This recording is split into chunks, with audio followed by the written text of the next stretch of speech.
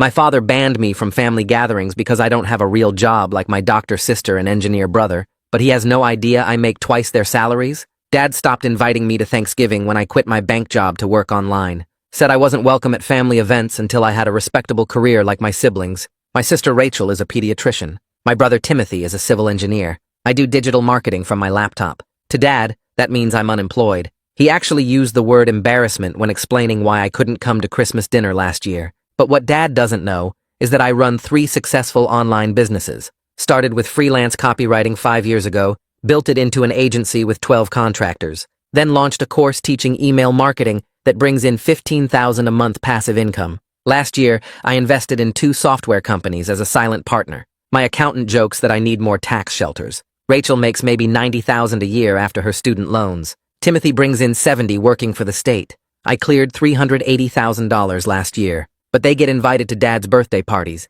and I get forgotten. They sit at the family table every holiday while I order takeout alone. Dad posts photos on social media praising his successful children, always just the 2 of them. Comments about how proud he is of raising professionals, how his parenting created doctors and engineers. Never mentions his 3rd kid, the one who sits at home in pajamas, making more in a month than he made in his best year. I kept thinking he'd eventually ask what I was doing, show some curiosity about my life. Instead, he'd call occasionally to tell me about job openings he'd heard about, entry-level positions at banks, administrative assistant roles, and even retail management. Just until you figure things out, he'd say, like I was lost instead of thriving. My mom knew something was off when I bought a house with cash. Not a mansion, just a nice 4-bedroom in a good neighborhood. She asked how I afforded it. I told her my online work was going well. She said that was nice and changed the subject. Nobody in my family has ever asked for details about what I actually do. Then last month, everything exploded. Dad called me on a Wednesday afternoon, which was weird because he never calls during his work hours. His voice sounded panicked. He'd been laid off from his regional manager position after 28 years with the company. They gave him 2 weeks severance and canceled his pension contributions. He was 61, too young for Social Security, too old to easily find another management role. He needed help. Specifically, he needed someone who understood online business because that was where all the opportunities were now. Could I teach him what I knew about making money on the internet? Maybe help him set something up? He'd been researching and realized there was real money in digital work. You must know something about it since you're getting by, he said. Getting by. That's what he thought I was doing. Scraping together enough for rent and ramen, while I actually had more in savings than he'd accumulated in 3 decades. I told him I'd think about it and call him back. Instead, I called Rachel, mentioned Dad had reached out for help with an online business. She laughed and said he must be desperate to ask me. He's been telling everyone at the club that you're taking a gap year to find yourself, she said. At 32? I asked. He says you're a late bloomer. She actually thought this was funny. Timothy was even worse when I called him. Maybe this will motivate you to get serious about a career, he said. Dad seeing you struggle might be the wake-up call he needs to stop enabling you. Enabling me. They thought Dad was supporting me financially this whole time. I drove to Dad's house that evening without calling ahead. He answered the door in his pajamas at 4 in the afternoon, already looking defeated. I told him I could definitely help him make money online. His face lit up for the first time. Then I told him my consulting rate. $400 an hour, minimum 10 hours to get started. He laughed and said, family doesn't charge family. We're family? I asked. Then where was my invitation to Easter dinner? To Rachel's engagement party? To Timothy's graduation celebration? He said those were for immediate family who'd made something of themselves. I made $380,000 last year, I said. What did you make? He stood there staring at me. I pulled up my tax returns on my phone, showed him the numbers. His face went red, then white, then red again. Started stammering about how I should have told him, how he would have included me if he'd known. You only want successful children at your table, I said. I've been successful for 5 years. You just never bothered to ask. Then, while driving, my siblings started to call me like crazy. My phone lit up with Rachel's name before I even made it to the main road. I pulled over into a gas station parking lot because my hands were already shaking too much to drive safely. She didn't bother with hello. Her voice came through tight and sharp, asking if what Dad just told her was actually true about my income. I said, yeah, the numbers were real, every single dollar of it. She went quiet for a second, and I could hear her breathing on the other end. Then she asked how long I'd been making that kind of money. I told her 5 years, since I started the agency and built it up. She made this weird sound like she couldn't decide if she wanted to laugh or yell. I asked if she was calling to apologize for laughing at me earlier, or just to make sure I wasn't lying to Dad. She said that wasn't fair, and I said neither was her thinking it was funny that Dad was desperate enough to ask me for help. She tried to say something else, but I told her I needed to go and hung up. My phone buzzed again 10 minutes later while I was still sitting in that parking lot. Timothy this time. His voice had that edge it gets when he thinks he's caught someone in a lie. He said there was no way I made that much money, and I must have shown Dad fake tax documents or something. I actually laughed at that because of course Timothy would think I was scamming our father instead of considering he might have been wrong about me for 5 years. I told him I could send him my actual tax returns directly if he wanted to verify them with his own eyes. He went completely silent. Not the kind of silence where someone is thinking about what to say next, but the kind where they just got hit with something they can't process. I waited maybe 15 seconds, and then he hung up without saying another word. I sat there in my car for another 20 minutes after that, just staring at the steering wheel. My hands were still shaking from the adrenaline of confronting Dad and now dealing with my siblings. I kept seeing Dad's face when I showed him those numbers on my phone. The way it went red, and then lost all its color, and then went red again. All those years of him calling me with job listings for bank teller positions and retail management roles. All those times he told people I was taking a gap year to find myself when I was actually building something real. The family dinners I ordered takeout for while they all sat around his table. The birthday parties I wasn't invited to. The holidays spent alone. Every single dismissive comment and pitying look replayed in my head on a loop. I finally drove home because sitting in a gas station parking lot wasn't helping anything. My house felt different when I walked in. Same furniture, same layout, but something had shifted.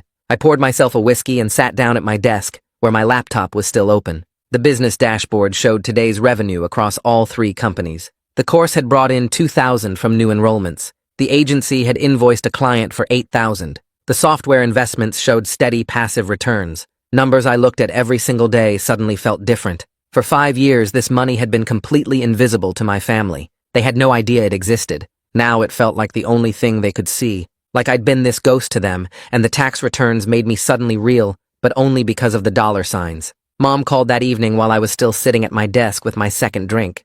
Her voice had that careful quality she uses when she's trying not to upset anyone. She said Dad had told her everything, and she wanted to know why I never mentioned how well I was doing financially. I reminded her that she did ask me once, when I bought the house. She'd asked how I afforded it, and I told her my online work was going well. She said that was nice, and then changed the subject to something about the garden. She was quiet for a moment, and then admitted she didn't want to pry into my business. Said she assumed if it was important I would tell them about it. That made me laugh, but not in a funny way. I told her I was literally excluded from family events for years, because Dad thought I was an embarrassment. She tried to say she didn't know it was that bad, and I said, that's because nobody bothered to ask me how I felt about any of it. The conversation ended with her saying we should talk more later, and me agreeing, even though I wasn't sure what else there was to say. She hung up, and I went back to staring at my laptop screen. Rachel texted instead of calling again around 9 that night. A long message filled with excuses about how she didn't know Dad was excluding me from everything. She said she thought I was just busy with my own life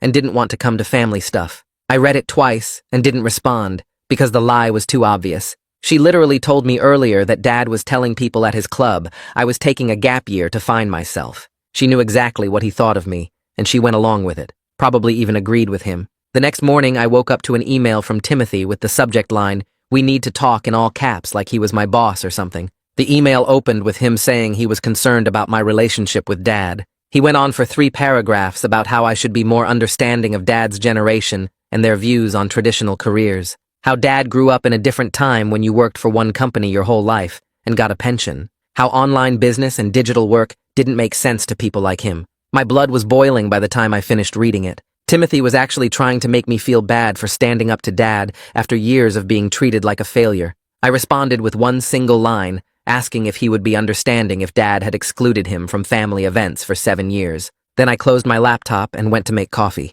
Timothy never replied to that email. My phone rang again around noon, and this time it was Catherine from my agency. She wanted to talk about a new client contract worth $30,000 over 6 months for a complete brand overhaul and marketing strategy. The normalcy of talking about actual business helped ground me back in reality. We discussed the scope of work and timeline and which contractors would be best for the project. Before she hung up, Catherine mentioned she was really grateful for the steady work and flexible schedule. Said it let her pick her kids up from the school every day and still make good money. That reminder hit different after everything with my family. My choices hadn't just built my own success. They'd created real opportunities for 12 other people who worked with my agency. People who counted on the contracts I brought in. But my family had spent 5 years thinking I was unemployed and getting by on Dad's charity or something. 2 days passed before my phone rang with Dad's number showing up on the screen. I let it ring 3 times before answering because I needed to decide how I felt about talking to him. His voice came through quiet and careful, nothing like his usual confident tone. He asked if I was still willing to help him learn about online business and said he understood my consulting rate was $400 an hour. I told him I needed to think about it and would get back to him soon. He said okay, without arguing or trying to negotiate, which felt weird coming from a man who'd spent my whole life telling everyone what to do. The call lasted maybe 2 minutes total, and when I hung up, I sat staring at my phone, wondering if this was actually my father or some stranger using his voice. 3 days later, I drove to Marco's office for our quarterly tax planning session that had been scheduled for weeks. His office sat in a newer building downtown with big windows and modern furniture that always made me feel more successful than I actually felt. Marco opened his laptop and pulled up my financial reports, but I couldn't focus on the numbers. He asked what was wrong, and I ended up telling him everything about Dad's layoff and the confrontation and my siblings thinking I was broke this whole time. Marco listened without interrupting and then leaned back in his chair. He pointed out that my family's wrong opinion about my success didn't change the actual money in my accounts or the businesses I'd built. The logic made sense, but it didn't help the hurt sitting in my chest like a rock. We finished the tax planning, and he reminded me that my estimated payments were due next month and that I should consider forming an LLC for liability protection. I drove home thinking about how Marco treated my business like it was real and legitimate, while my own family had spent 5 years assuming I was failing. Saturday morning, I was working at my kitchen table when I heard a car pull into my driveway. I looked out the window and saw Rachel sitting in her sedan, gripping the steering wheel like she wasn't sure if she should get out. She finally opened her door and walked up to my porch, looking uncomfortable in jeans and a sweater instead of her usual professional clothes. I opened the door before she could knock, because watching her stand there felt awkward. She asked if we could talk, and I stepped aside to let her in, even though part of me wanted to close the door. Rachel sat on my couch and looked around my living room like she was seeing it for the first time, even though she'd been here twice before for quick visits years ago. She started talking about how she'd been thinking about our phone conversation and about what Dad told her. Then she admitted she'd been jealous of my flexibility and freedom to work from home while she was stuck at the hospital dealing with insurance companies and difficult parents and politics between doctors. Her student loans took most of her paycheck every month, and she'd been paying them for 8 years with another 12 to go. The apology that came next felt more like she was trying to make herself feel better than actually caring about how I felt, but at least it was something. I told her about all the holidays I'd spent alone ordering Chinese food or pizza while she posted photos of family dinners on social media, about Dad's birthday parties where I wasn't invited, and Rachel's engagement party that I found out about through Mom's casual mention 3 weeks after it happened, about Timothy's graduation celebration from his master's program that nobody told me was happening until I saw the pictures online. Rachel started crying and said she didn't realize Dad was actively excluding me from everything. She thought I was just busy with my own life and didn't want to come to family stuff. I wanted to believe her, but part of me knew she just hadn't cared enough to notice or ask why I was never around. That evening, my phone rang again, and Timothy's name showed up on the screen. Rachel must have called him right after leaving my house because his voice had that defensive edge he always got when he thought someone was criticizing him. He said he didn't know the full extent of Dad's exclusion and that if I'd told them directly about being left out, they would have included me. I asked him why I should have needed to beg my own family to let me come to holiday dinners. He went quiet for a few seconds and then said he had to go and hung up before I could say anything else. The conversation lasted maybe 3 minutes and left me feeling more annoyed than before he called. Wednesday afternoon, Mom texted asking if I wanted to meet for lunch at a restaurant halfway between our houses. I agreed, because she at least seemed genuinely sorry about everything, instead of making excuses. The restaurant was one of those chain places with too many menu options and decorations, trying too hard to look rustic. Mom arrived first and had already ordered appetizers for both of us, without asking what I wanted. She caught herself doing it and apologized for still treating me like a kid who couldn't order his own food. We talked about neutral stuff for a few minutes until the main food arrived, and then she started explaining what was really happening with Dad. His layoff had come with almost no severance because the company was downsizing due to financial troubles, and they'd cut everyone's packages. He was terrified about money for the first time in his life, since he'd always had steady income and never worried about bills. His pension wouldn't start for 4 more years when he turned 65, and they had maybe 6 months of savings to cover expenses. Mom picked at her salad and then asked if I would consider helping Dad, not because he deserved it, but because she needed me to help. She was worried about their retirement, and their marriage couldn't handle the stress of him being unemployed and scared. The request made me feel manipulated, like she was using her own worry to guilt me into doing something for Dad. But I also genuinely cared about Mom and didn't want her suffering because of Dad's pride and stubbornness. I told her I would help Dad with basic online business education, but I wasn't giving him money or doing the work for him, and my consulting rate was staying at $400 an hour. Mom's face relaxed and she thanked me 3 times in a row. Then she mentioned that Rachel was struggling with her student loans more than anyone in the family knew, and that she'd been talking about picking up extra shifts at the hospital. I drove home feeling like I'd agreed to something I might regret, but also knowing I couldn't watch my parents struggle when I had the knowledge to help them, even if Dad had spent years treating me like garbage. That evening, I pulled into my driveway and sat in the car for a few minutes before going inside. The conversation with Mom kept replaying in my head, but I needed to focus on whether Dad could actually build something, or if this would be a waste of time. I opened my laptop at the kitchen table and started searching for information about Dad's old company and his role there. His LinkedIn profile showed 28 years in sales and management positions with steady promotions. He started as a regional sales rep and worked up to managing a team of 15 people across 3 states. The skills were there if I looked past the corporate job title. He knew how to build client relationships and close deals. He understood sales cycles and customer pain points. Those abilities could transfer to consulting or coaching if he was willing to learn a different approach. I made notes about potential business models that might work for someone with his background. Consulting for small manufacturing companies seemed realistic. They needed operational help, but couldn't afford full-time executives. Dad could offer project-based work using his management experience. I sketched out a rough plan for what he'd need to learn first. Basic online marketing, email outreach, building a simple website, pricing his services. None of it was complicated, but it would require him to accept that his old corporate playbook didn't apply here. My phone rang, and Luis showed up on the screen. I answered, and he launched into talking about our software investment without any greeting. The Q3 numbers looked strong, with revenue up 32% from last quarter. User growth was accelerating, and the product team had shipped 3 major features. He asked if I wanted to increase my stake in the next funding round. They were raising another $2 million and offering existing investors the chance to add to their positions before bringing in new money. I told him to send me the details, and I'd review the terms. The conversation lasted maybe 5 minutes and felt normal in a way that family stuff never did. Business kept moving forward regardless of whether Dad was learning to respect my career or Rachel was figuring out I wasn't a failure. That consistency was weirdly comforting when everything else felt unstable. After hanging up with Luis, I opened a blank email to Dad, typed out what I was willing to teach him, starting with online business basics and marketing fundamentals, listed the time commitment as 2 sessions per week for at least 8 weeks, included my rate of $400 per hour with payment due before each session, explained that I'd provide resources and assignments, but he needed to do the actual work, no shortcuts, and no expecting me to build his business for him. I reread the email 3 times and then saved it as a draft instead of sending. Something about hitting send felt too final, like I was committing to a relationship I wasn't sure I wanted. I closed the laptop and made dinner, watched some show on streaming without paying attention, went to bed still thinking about whether I was doing this because I genuinely wanted to help or because Mom had guilted me into it. The next morning, I opened the draft email again and read it one more time. The terms were fair and the boundaries were clear.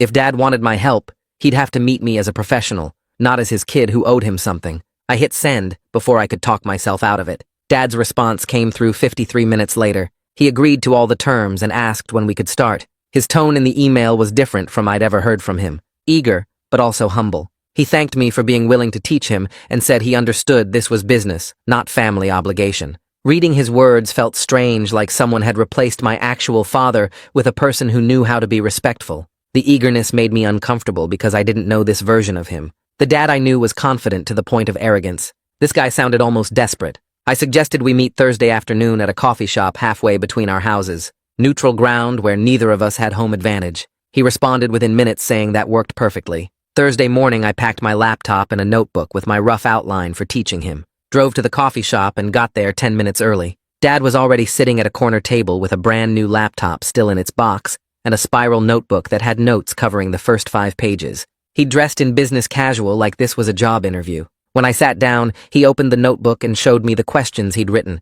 They were organized by category with headers like online business models and digital marketing basics. He'd approached this like studying for a test, which was very him. The effort was obvious even if the method was outdated. I appreciated that he'd prepared even while keeping my emotional distance. I started explaining the basic types of online businesses and how they made money. Service-based like my agency, Product-based like e-commerce, information-based like my course, software and apps, affiliate marketing. Dad took notes on everything and kept trying to fit what I said into frameworks from his corporate job. He'd ask how this compared to traditional sales funnels, or where the org chart fit in a one-person business. Every few minutes I had to stop him and explain that those concepts didn't apply here. Online business operated on different principles, flatter structures, direct customer relationships, digital delivery. He got frustrated when I said his management experience wouldn't translate directly. His jaw tightened, and I could see him wanting to argue, but he caught himself and just nodded, asked me to explain it differently. That moment of stopping himself from dismissing my knowledge felt like progress, even if it was tiny. My phone buzzed with a text from Rachel during our session. She wanted to know if we could meet again, because she had something to tell me that she didn't say before. I texted back that I could do coffee near her hospital on Saturday. She sent back 3 thank you messages in a row. Dad noticed me texting and asked if everything was okay. I told him it was just Rachel and got back to explaining email marketing basics. We worked for another hour before I called it for the day. Dad packed up his new laptop carefully and thanked me twice before leaving. The whole interaction felt surreal. Saturday morning, I met Rachel at a coffee place 2 blocks from the hospital. She looked tired in her scrubs like she'd just finished a shift. We ordered drinks and sat outside even though it was cold. She spent the first few minutes talking about work stress and her upcoming wedding. Then she got quiet and stared at her coffee cup. Finally, she admitted that she'd been telling people at work that I was between careers, not unemployed exactly, but figuring things out. She said she felt embarrassed trying to explain digital marketing to doctors who barely understood social media. They all had traditional careers, and she didn't want to deal with their questions about what her brother actually did. The confession clearly cost her some pride. Her voice got quieter as she talked. I recognized the family trait we apparently shared. Both of us caring too much about what other people thought. Both of us choosing status over honesty. That afternoon, Timothy sent an email with the subject line apology. The message read like he'd workshopped it with his wife. Formal sentences acknowledging that his assumptions about my career were wrong, admitting his attitude had been condescending and unfair, recognizing that he'd judged me without knowing the facts. The stiffness made it feel less genuine, but I could tell he meant it. He wasn't naturally good at apologies. I wrote back accepting it and saying we could move forward, kept my response short because I wasn't ready for a long conversation about feelings. Thursday came around again for our second session with Dad. This time he showed up with his laptop already set up and pages of notes from researching between our meetings. He'd watched YouTube videos about online business and read 3 articles I'd sent him. I could see he was actually trying instead of just going through motions. We talked about my course business and how passive income worked. He asked detailed questions about how I built the audience and created the content. Seemed genuinely impressed when I explained the model. Then he admitted something that surprised me. He said he always thought passive income was a scam, one of those get-rich-quick schemes that people fell for. That's why he'd been so dismissive when I first mentioned online work. He genuinely believed I was wasting my time on something fake. The admission explained a lot about his earlier attitude, even if it didn't excuse the years of exclusion. Our next session happened 3 days later at the same coffee shop. Dad arrived early again with his laptop already open and his notebook filled with more questions about email marketing. I walked him through setting up an email service provider account and watched him type with 2 fingers, hunting for each key on the keyboard. He got frustrated trying to navigate the interface and kept clicking the wrong buttons. His face turned red when he accidentally deleted a draft email he'd spent 10 minutes writing. But he didn't quit or make excuses. He asked me to show him again and took notes on every step. I explained how to build an email list and create a welcome sequence. Dad listened carefully and asked questions that showed he was actually thinking about how this could work for his situation. He wanted to know how long it took to build a list and what kind of response rates I got.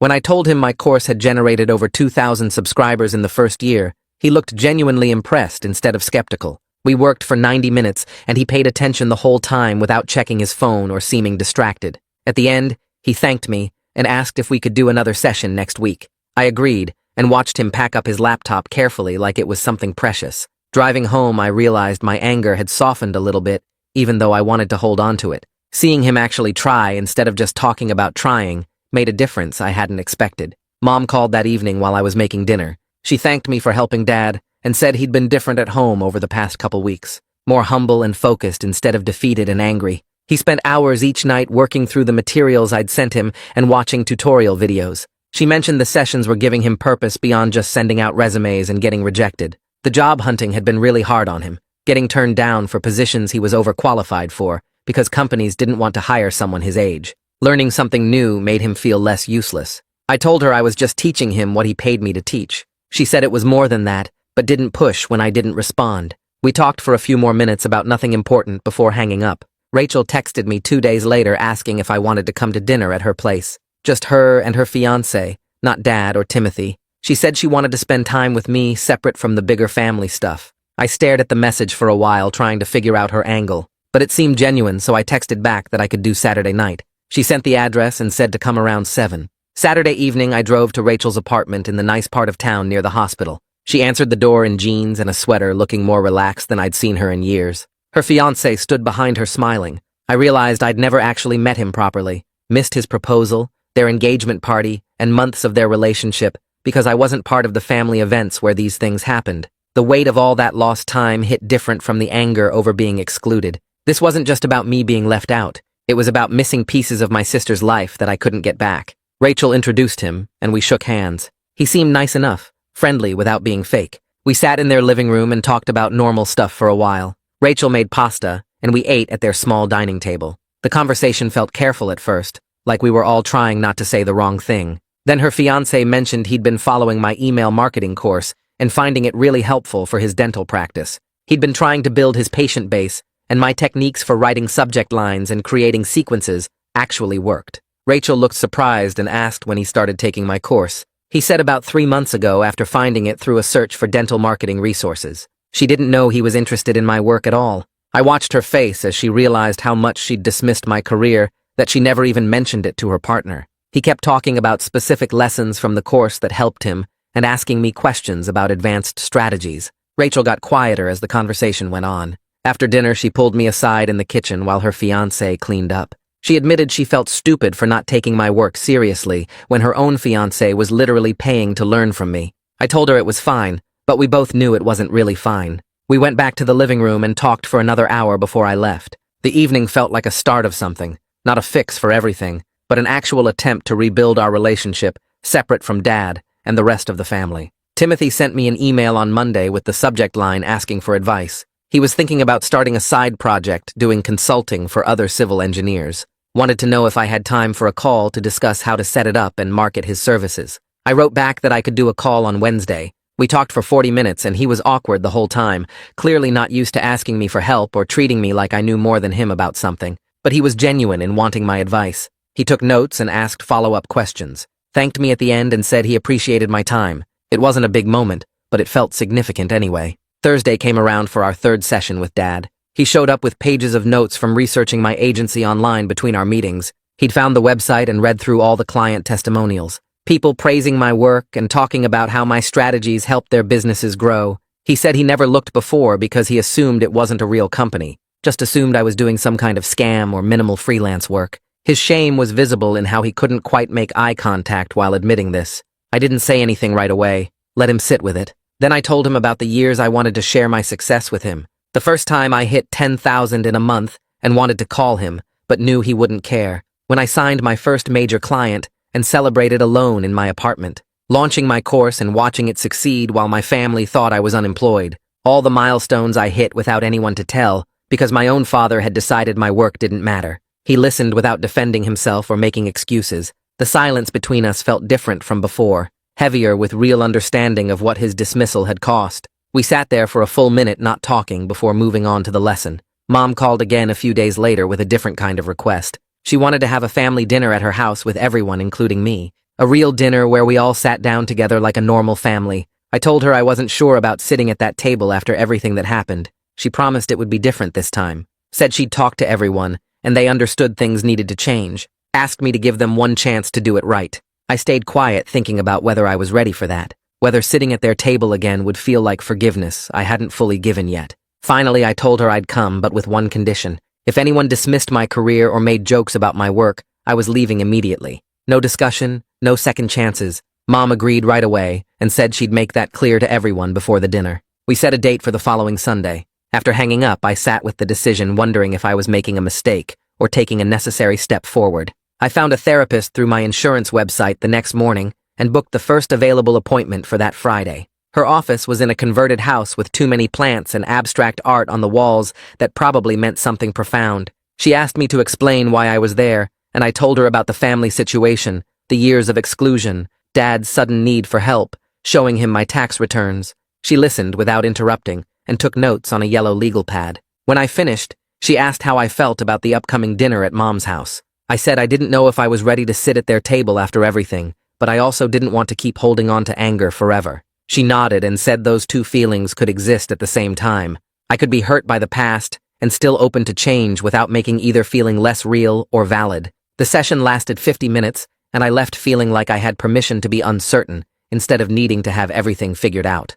Sunday came faster than I wanted. I drove to Mom's house at 6 and sat in the driveway for 5 minutes before going inside. Everyone was already there when I walked in. The living room went quiet, and Dad stood up from the couch looking uncomfortable in khakis and a button-down shirt, like he was dressed for a job interview. He thanked me for coming and for helping him learn about online business. The formality in his voice made the whole thing feel rehearsed. Rachel mentioned that her fiancé had been taking my email marketing course and finding it really useful for his dental practice. Timothy asked about my software investments and how I decided which companies to put money into. Their questions felt careful and polite, like they were walking on glass. Mom called us to the table and we sat down to pot roast and mashed potatoes. Nobody knew what to say, so we passed dishes around in silence, broken only by requests for salt or butter. The awkwardness pressed down on all of us until I couldn't take it anymore. Halfway through the meal, I started telling them about a client situation from last month where the guy kept changing his mind about his website copy after I'd already written 4 different versions. Everyone actually listened instead of checking their phones or interrupting. Rachel asked questions about how I handled difficult clients, and Timothy wanted to know about my process for setting boundaries with people who didn't respect my time. The conversation started flowing more naturally, and it felt strange but good to have them treat my work like it was real and legitimate, instead of a hobby I'd eventually outgrow. Timothy put down his fork and admitted he'd been unhappy in his state job for years, said he was jealous of my freedom to work from anywhere and make my own schedule. The confession surprised everyone, including Rachel, who stared at him. She added that she was burning out at the hospital and sometimes questioned whether becoming a doctor was the right choice or just what everyone expected her to do. Suddenly, we were having an actual honest conversation instead of performing politeness for Mom's benefit. Dad stayed quiet during most of this and kept his eyes on his plate. Mom finally prompted him to say something, and he looked up at all 3 of us. He said he was realizing that he raised us to value status and titles over our actual satisfaction with our lives. The admission didn't fix years of hurt or erase the exclusion, but it acknowledged something real about why our family worked the way it did. After dinner, Dad asked if we could keep doing our sessions and if I'd help him develop a real business plan instead of just teaching him basics.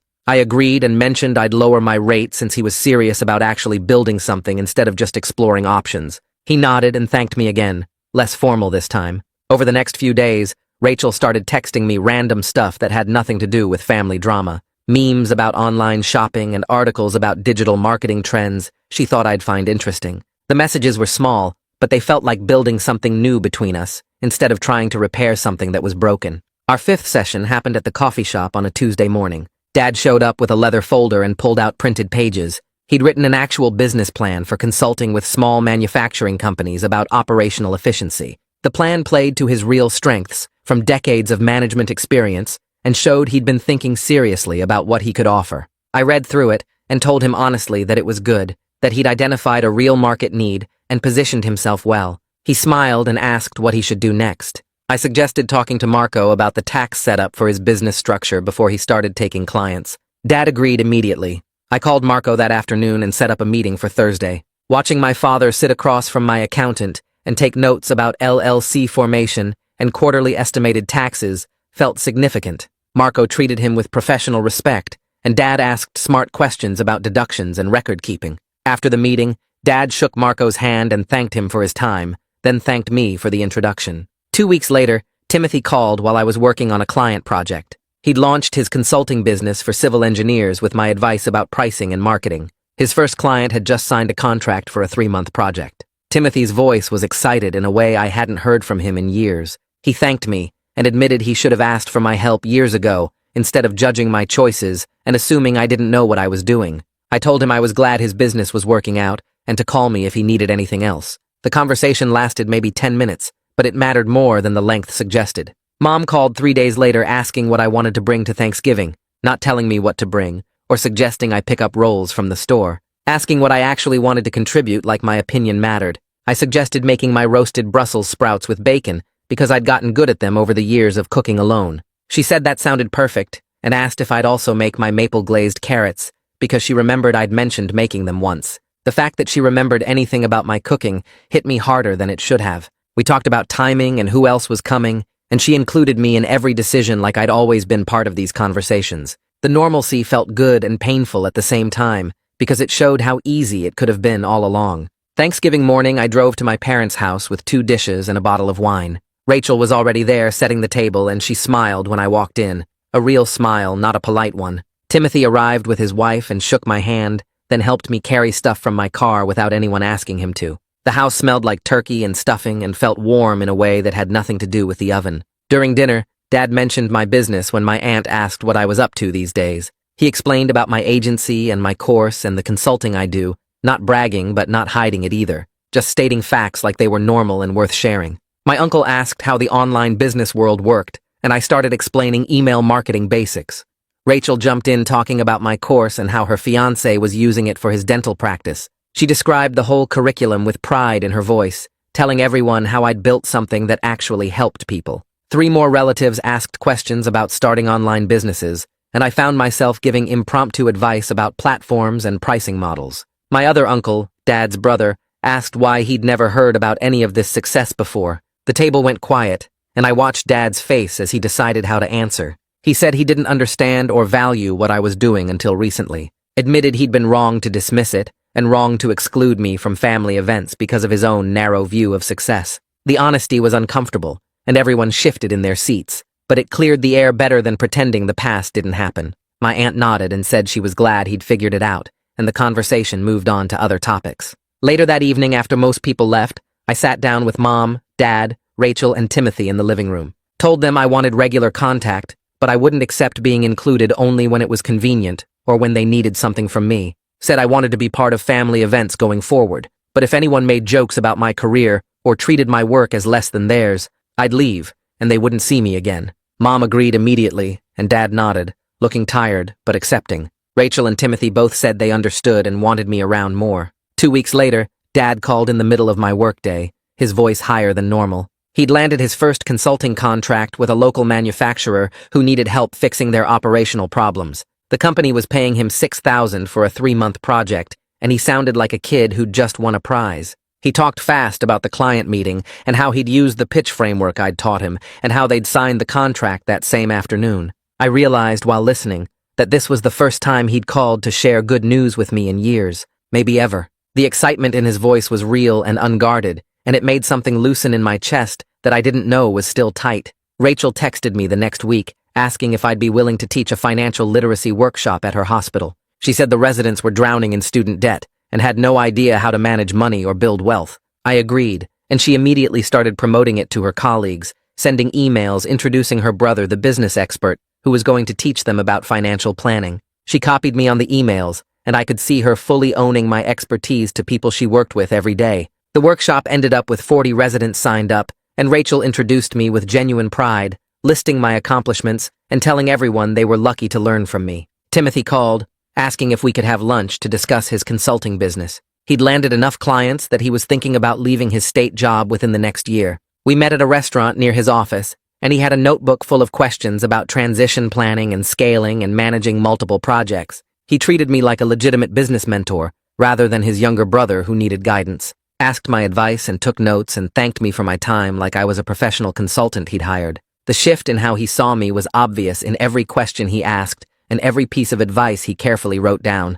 I had another session with my therapist that Thursday and found myself talking about my family differently. The anger that had been driving most of my thoughts for months had shifted into something quieter. I told her I felt cautiously hopeful about my family relationships now, that the hurt from years of exclusion hadn't disappeared, but it wasn't defining every interaction anymore. She pointed out that I was processing my feelings instead of just reacting to them, that I'd moved from justified rage to mature boundary setting. The progress felt real, even though I knew the hurt would probably always be there in some form. Mom called in early December asking if I wanted to help plan Christmas. Not just asking what I wanted to bring, but actually including me in decisions about timing and location and what traditions we'd follow. She said she wanted to start some new traditions that included me from the beginning rather than just adding me to existing ones. We talked about doing Christmas Eve at her house and Christmas morning at mine, splitting the holiday so everyone had time at both places. The idea of hosting Christmas morning at my house, of my family coming to my space, felt significant in a way I couldn't quite explain. Dad's consulting business brought in its first payment the week before Christmas. He took Mom out to dinner to celebrate, then called me that night to say thank you. Not a vague thanks for everything, but specific gratitude for teaching him skills that gave him a future when he thought his career was over. He said the business was growing faster than he'd expected, and he'd already lined up 2 more clients for January. His gratitude was genuine and detailed, acknowledging exactly what I'd done and how it had changed his situation. He mentioned he'd been wrong about so many things, but especially about not seeing my success for what it was. The conversation lasted 20 minutes, and when we hung up, I sat in my office staring at my laptop, feeling like something fundamental had shifted in my family that couldn't be undone. Mom hosted a dinner at their house the first week of December, and everyone showed up on time for once. We sat around the same table where I'd been excluded for years, passing dishes and talking about work and weather and normal family stuff. Timothy started telling a story about when he was 12 and tried to impress a girl by climbing the neighbor's fence, except he got stuck halfway over and had to be helped down by her dad. Rachel laughed so hard she nearly choked on her wine, and Dad added details about having to apologize to the neighbors while Timothy hid in his room. I found myself laughing too, not as an outsider watching someone else's family, but as part of the actual memory, even though I'd been too young to remember it clearly. The conversation moved through other stories, shared jokes, moments from our childhood that included me naturally. Nobody made a big deal about my presence or treated it like a special occasion. I was just there, part of the family history instead of someone listening from outside. Rachel mentioned a difficult case at the hospital and asked my opinion on the communication strategy, treating my expertise as valuable. Timothy talked about his consulting business growth and thanked me again for the advice without making it awkward. Dad mostly listened, occasionally adding comments but letting the rest of us carry the conversation. Mom kept refilling glasses and bringing out more food, smiling at all of us around her table in a way that felt content rather than forced. A week later, Rachel invited me to lunch near the hospital with her fiancé. We ordered sandwiches and talked about wedding planning, which I knew almost nothing about since I'd missed the engagement entirely. Her fiancé asked if I'd be willing to stand up with them in the wedding party,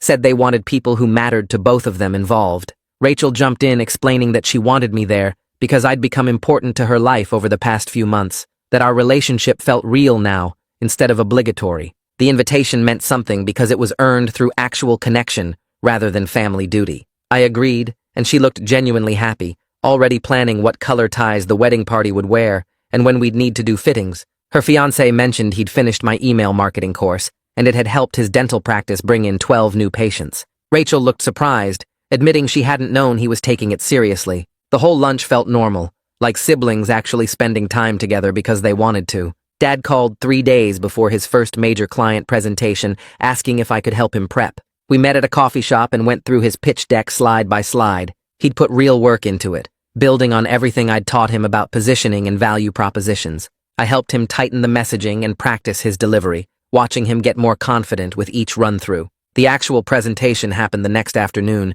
and he called me right after, voice excited like I hadn't heard in years. The client signed a 6-month contract worth $45,000. He thanked me specifically for teaching him skills that gave him a future when he thought his career was over, said he was proud of what he was building and grateful I'd given him the chance to learn despite everything. The gratitude felt genuine and detailed, acknowledging what I'd actually done rather than offering vague appreciation. Christmas morning, I drove to my parents' house early, parking in the driveway next to Rachel's car. Mom answered the door in her robe, pulling me into a hug before I'd even stepped inside. The living room had stockings hanging on the mantel, 5 of them, including one with my name that Mom said she'd had for years, but Dad wouldn't let her hang. We opened presents together, the 5 of us sitting around in pajamas drinking coffee and laughing at terrible gifts. Dad gave me a book about advanced business strategy with a note inside thanking me for everything. Rachel got me a nice sweater that actually fit. Timothy handed me a gift card with an apology for not knowing what I'd like. Mom made her usual huge breakfast, and we sat around the table eating and talking, making plans for New Year's and discussing Rachel's wedding timeline. It wasn't perfect, and the history didn't disappear, but it was real. I felt genuinely happy sitting there with my family, building something better than what we'd had before.